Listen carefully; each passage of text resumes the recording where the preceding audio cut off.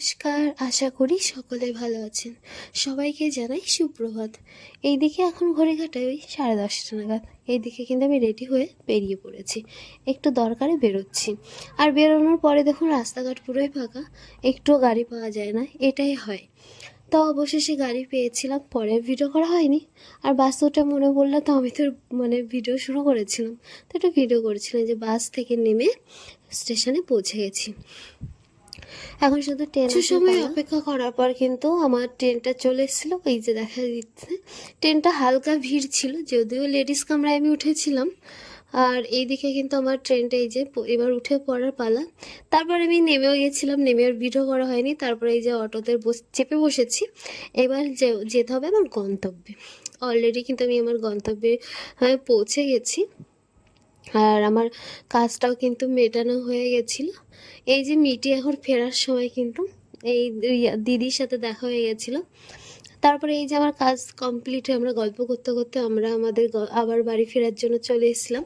তো এইদিকে কিন্তু আমি বাসে চেপে উঠেছি, আর দিদি চলে আসছে দিদির মতো করে। তো বাস থেকে নেমেই দেখি মেসের সাথে দেখা, যেহেতু আমি আজকে ওই কাজের ওখান থেকে দাদু বাড়িতেই সোজা যাচ্ছি। তো যাই হোক, মেসের সাথে দেখা হয়ে ভালোই হলো, টাকাটা তো বেঁচে গেল। তারপরে এই যে আমি আর মেসো আসছিলাম, আর ভীষণ সুন্দর ফুরফুরে হাওয়া এবারে হচ্ছিল, বেশ ভালো লাগছিল, আর রাস্তাটা বেশ ফাঁকা ছিল। অবশেষে কিন্তু দাদু বাড়ি পৌঁছে গেছি। এটা বেশ পুরনো ঘর কিন্তু। আর এই যে একটা গাছটা এত লেবু হয়েছে, যেখানে পাতা থেকে লেবুটা বেশি দেখা দিচ্ছে, যদিও অতটা ভালো বোঝা যাচ্ছিল না। এবার ভেতরে ঢুকতে না ঢুকতে দেখি এদের অবস্থা, এত গরম, কারেন্ট নেই। তো এর জন্য বাইরে সবাই বসে শুয়েছিল। আর এইদিকে দুষ্টুমি তো আছেই। তারপরে ফ্রেশ হয়ে এদিকে আমাকে খেতে দিয়েছিল মিষ্টি কুমড়োর ডাঁটা দিয়ে একটা তরকারি, আর এখানে বাটা মাছের ঝাল। আর ওই লাস্টে যেহেতু আমিই ছিলাম, তাই আমাকে গামলা ধরে দিয়ে দিয়েছে ডাল।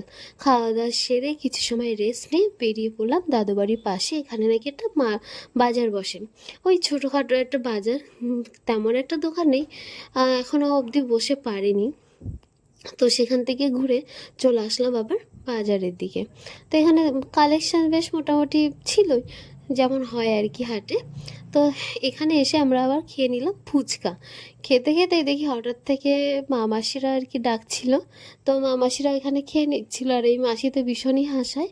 তো কি একটা কথা নিয়ে যেন আমার কথা বলছিলাম, সেটার খেয়াল পড়ছে না। তো যে যেরকম বলছিল, আমাদের কিন্তু খাওয়া হয়ে গেছে।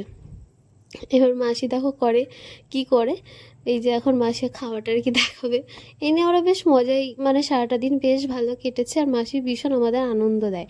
তো যাই হোক, আমরা বসেছিলাম আমাদের লাস্টে যে ফুচকা হয়, চাটনি ফুচকা, সেটার জন্য।